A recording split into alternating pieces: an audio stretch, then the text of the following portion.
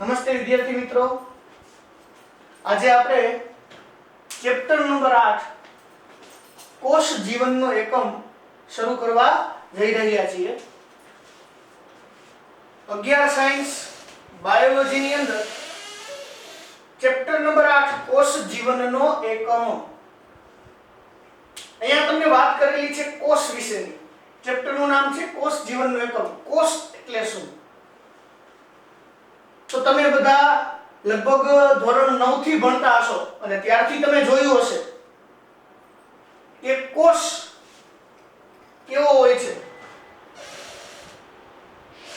આ કોષને જીવનનો એકમ કીધો છે કે આપણા જીવનનો તમામે તમામ આધાર છે ને એ કોષ ઉપર રહેલો છે। દરેક સજીવના જીવનનો આખો આધાર કોની ઉપર રહેલો છે? કોષ ઉપર। એટલા માટે એવું કીધું છે કે કોષ છે જીવનનો શું છે? એકમ છે। બીજી વાત કરેલી છે પ્રસ્તાવનામાં કે જ્યારે આજુબાજુ જોવો તો સજીવ અને નિર્જીવ દેખાય ત્યારે તમને આશ્ચર્ય થતું હશે કે સજીવ કઈ રીતે જીવંત કહેવાય અને નિર્જીવ જીવંત નથી। અહીંયા તમને એવું કીધું છે કે તમે તમારી આજુબાજુમાં જોવો ને તો તમને દેખાશે કે સજીવ કઈ રીતે સજીવ કહેવાય ને નિર્જીવ કઈ રીતે નિર્જીવ કહેવાય। એના વિશેનો તમને પ્રશ્ન કરેલો છે। તો પહેલી વાત તો એ છે કે સજીવ અને નિર્જીવ શું છે? તો કે સજીવ એટલે શું અને નિર્જીવ એટલે શું? જોઈએ, સજીવ અને નિર્જીવ આ બંનેની વચ્ચે તફાવત શું છે? તો કે તમે તમારી આજુબાજુમાં જોશો તો વાંચતા હશો ત્યારે આવી અને માખી તમારા ચોપડી ઉપર બેસે અથવા તો આકાશમાં પક્ષી ઉડતા દેખાય, રોડ ઉપર કૂતરું ભસતું દેખાય। તો આ બધા જે જીવો છે ને આપણે શું કહીએ છીએ? સજીવ કહીએ છીએ। જ્યારે તમે લખો છો એ પેન છે, પુસ્તક છે, આ બધી વસ્તુ નિર્જીવ છે। તો તમને ખ્યાલ કેવી રીતે આવે કે આને આપણે સજીવ કહેવું ને આને આપણે નિર્જીવ કહેવું? તો એના માટેના સિમ્પલ 3-4 મુદ્દાઓ છે કે પહેલી તો એ વાત છે કે જેનામાં જીવ હોય એને આપણે શું કહીએ છીએ? સજીવ। અને જેનામાં જીવ ના હોય એને આપણે શું કહીએ છીએ? નિર્જીવ। જેનામાં જીવ હશે એને આપણે સજીવ કહેશી, જેનામાં જીવ નહીં હોય એને આપણે શું કહેશી? નિર્જીવ। બીજી વાત કરેલી છે જે વૃદ્ધિ કરે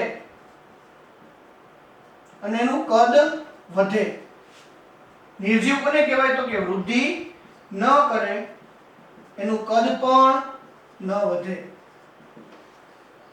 સજીવ વૃદ્ધિ કરે, કદ વધે। તમે બધા જ્યારે તમારો જન્મ થયો ત્યારે નાના હશો, ધીમે ધીમે ધીમે ધીમે તમારી હાઈટ વધતી ગઈ, તમારું વેટ વધતું ગયું, તમારું બોડી આખું કદ વધતું ગયું।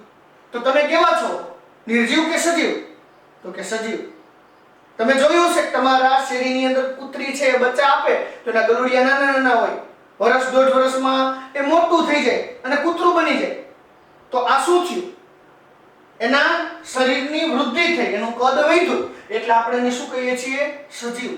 પરંતુ નિર્જીવની વૃદ્ધિ પણ નથી થતી અને કદ પણ વધતું નથી। સપોઝ કે તમે ધોરણ 11 ની અંદર જે પેન લીધેલી હોય લખવા માટેની, એ પેન તમારે તમારા કંપાસની અંદર તમે સાચવીને રાખો અને ધોરણ 11 આખું પૂરું થઈ જાય તો પેન હોય એવડી ને એવડી રહે। એવું બન્યું કે પેન છે 2 ગણી મોટી થઈ ગઈ કે પેન જાડી થઈ ગઈ? નથી થતી, કારણ કે લખવાની જે પેન છે કેવી છે? નિર્જીવ છે। તો નિર્જીવની નથી થતી વૃદ્ધિ, નથી થતો વિકાસ, કે નથી એના કદમાં વધારો થતો। ત્રીજી વાત આપણે જોવા જઈએ તો સજીવ કોને કહેવાય? તો કે સજીવ શું કરે છે? તો કે ખોરાક લે છે। નિર્જીવ ખોરાક લેતા નથી। સજીવ છે ખોરાક લે છે, નિર્જીવ ખોરાક લેતા નથી। સજીવ ખાવા માટે ખોરાક લે છે, જીવવા માટે। નિર્જીવ કોઈ દિવસ ખોરાક નથી લેતા। તમે કોઈ દિવસ એવું જોયું કે આજે વ્હાઇટ બોર્ડ અહીં આપેલું છે, બપોર થઈ અને ભૂખ લાગી અને આ 2 રોટલી ખાઈ ગઈ? નથી થતું, કારણ કે આ વ્હાઇટ બોર્ડ છે નિર્જીવ છે, ખોરાક નથી લેતો। ત્યાર પછીનો મુદ્દો છે તે શ્વસન કરે છે। તે શ્વસન કરતું નથી. સજીવ શ્વાસ લે છે, નિર્જીવ શ્વાસ લેતા નથી. તમે બધા સજીવ છો એની સાબિતી છે કે તમે બધા શ્વાસ લ્યો છો. નિર્જીવ આવો શ્વાસ લેતું નથી.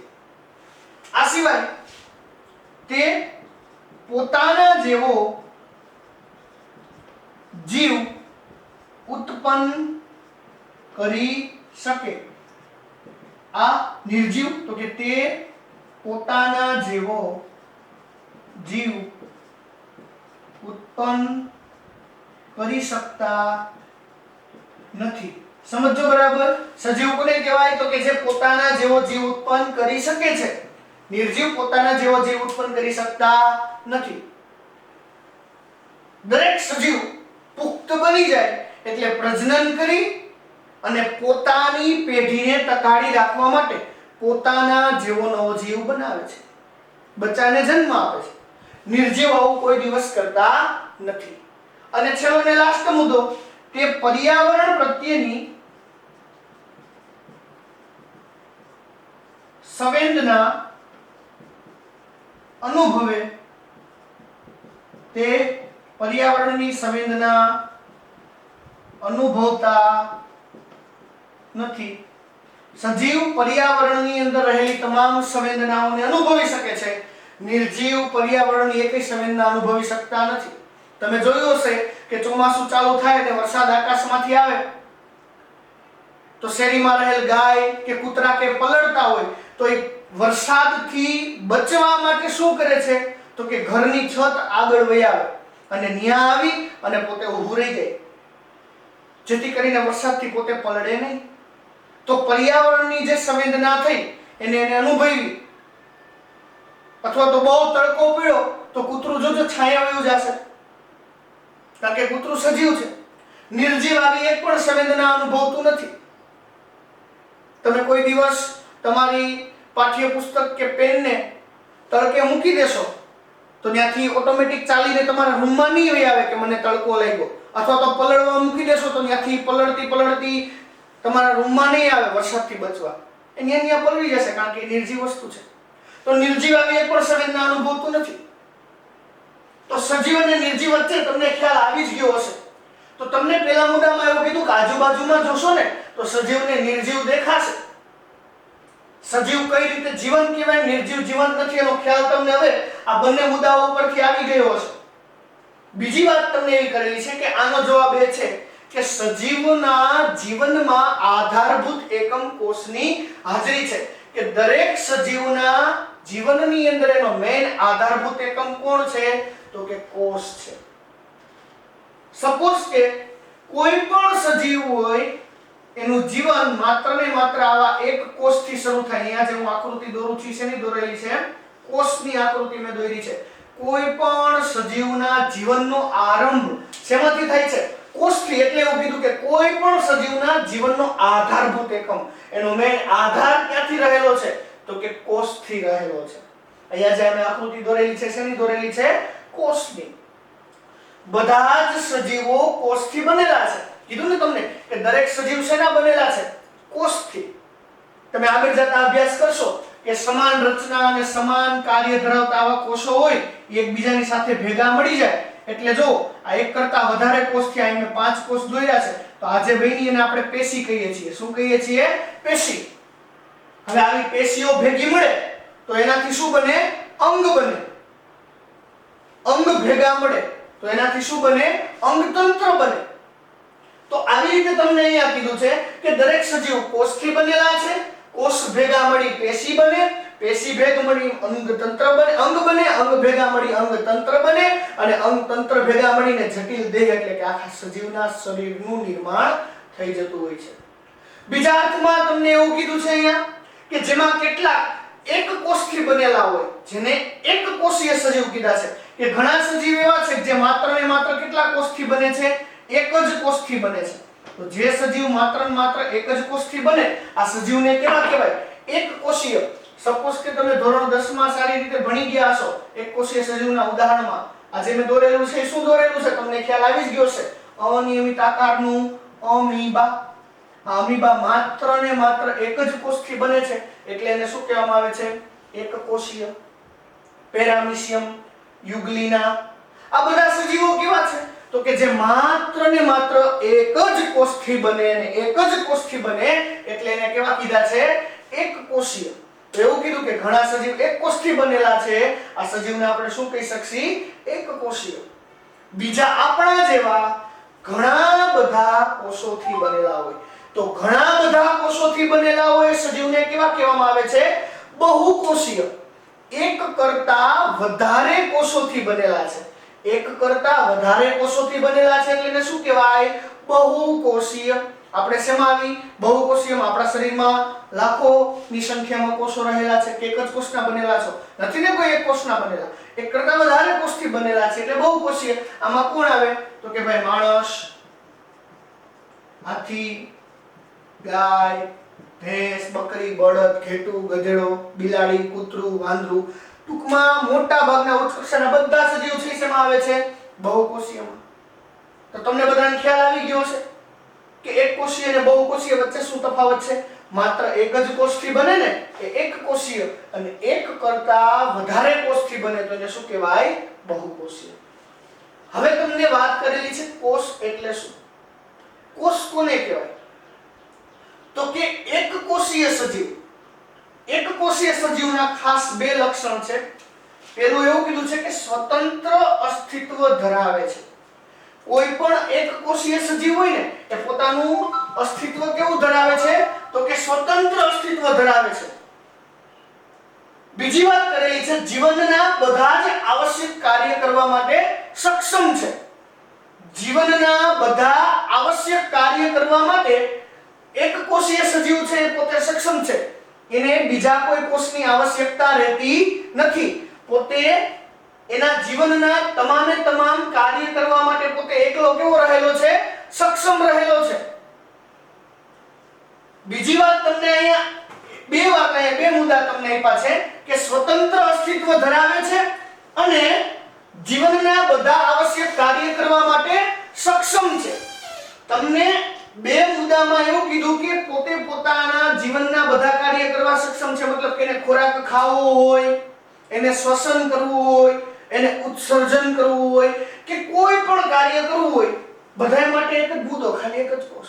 આપણી અંદર આવું નથી થતું. આપણે એક જ કોષથી આવું કંઈ કરી શકતા નથી.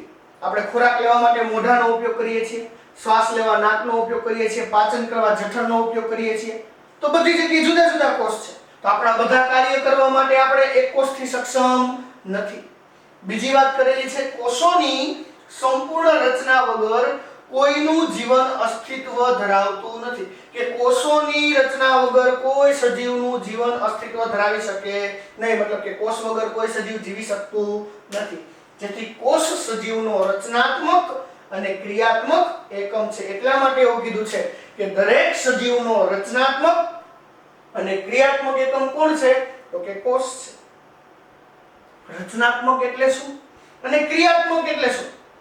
તો કે દરેક સજીવની રચના માટે અને દરેક સજીવના કાર્ય માટે જરૂરી એકમ કોણ? તો કે કોષ. દરેક સજીવની રચના કઈ રીતે થઈ હોય? તો કે જોઈએ. સપોઝ કે આપણે મનુષ્યની વાત કરીએ તો માણસની અંદર નર અને માદા, મતલબ કે પુરુષ અને સ્ત્રી, આમ બે ભાગ પડે છે. એમાંથી નરમાંથી શુક્રકોષ ઉત્પન્ન થાય અને માદા એટલે કે સ્ત્રીમાંથી અંડકોષ ઉત્પન્ન થાય. આ બંને કોષ એકબીજાની સાથે જોડાય અને જે રચના બનાવે અને ફલિતાંડ કહેવાય. શું કહેવાય? ફલિતાંડ. ફલિતાંડ ન કહેવું હોય તો તમે એને યુગ્મનજ કહી શકો. અને આ યુગ્મનજ એ એક જ એવો કોષ છે કે જેમાંથી આખા મોટા મનુષ્યની રચના થાય છે.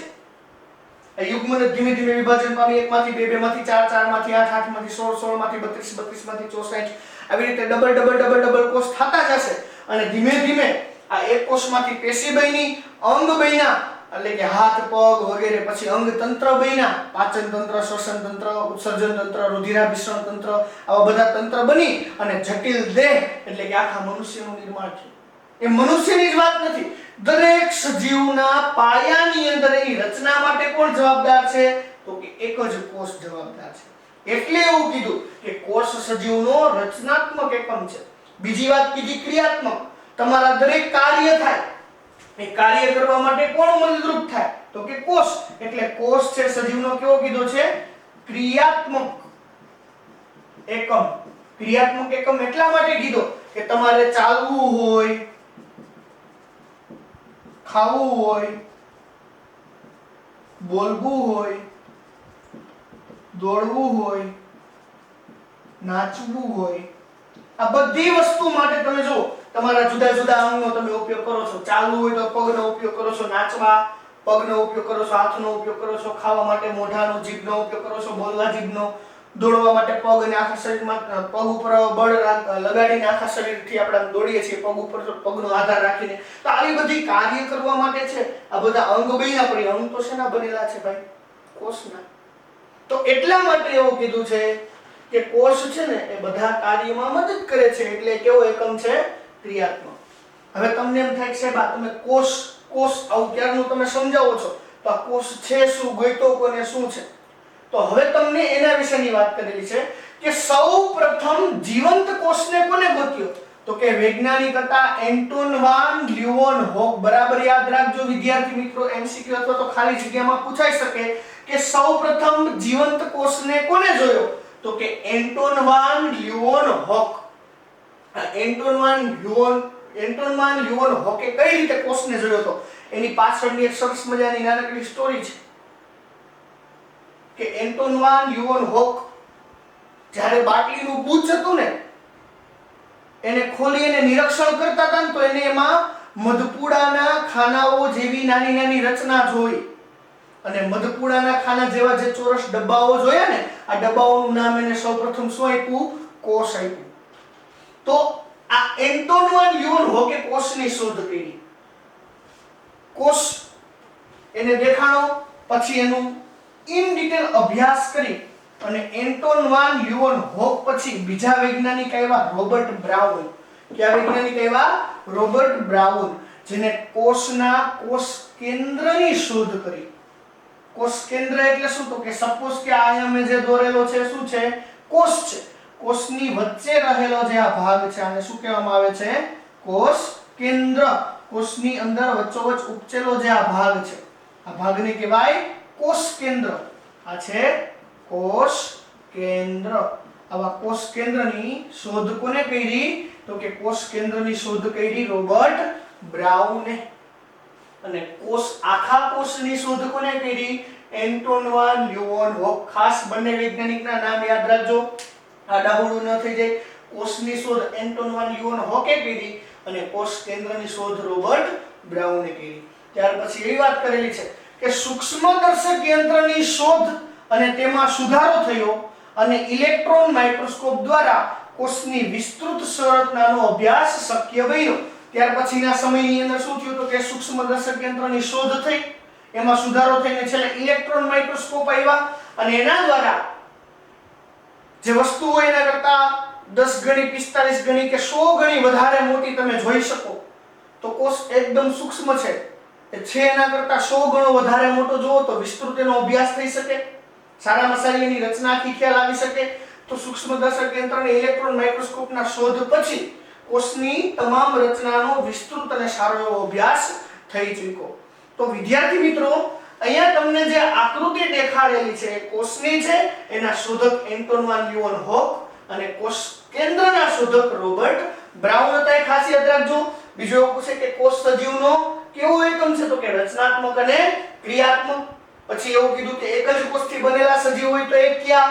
તો કે એક કોષીય. એક કરતા વધારે કોષથી બને તો બહુકોષીયના એક્ઝામ્પલ્સ પૂછે. એક કોષીયના તો અમીબા, પેરામીશિયમ. બહુકોષીયના એક્ઝામ્પલ્સ પૂછે તો માણસ, હાથી, ગાય. ટૂંકમાં ઉચ્ચ કક્ષાના બધા સજીવ. અને સજીવ અને નિર્જીવ વચ્ચે ખ્યાલ તમને બધાને આવી જ ગયો હશે. તો આજે આપણે કોષ એટલે શું એ ભણ્યા. આટલું આજે આપણે રાખીએ. હવે આના પછીના નેક્સ્ટ લેક્ચરની અંદર આપણે કોષવાદ વિશેનો અભ્યાસ કરીશું. હવે આના પછીનો નેક્સ્ટ લેક્ચર છે એ આ પાઠનો કોષવાદ વિશેનો છે કે કોષ કોને ગોતેલો છે અને કયા કયા વૈજ્ઞાનિકોએ કોષની શોધ કરી આટલું આજે આપણે રાખીએ.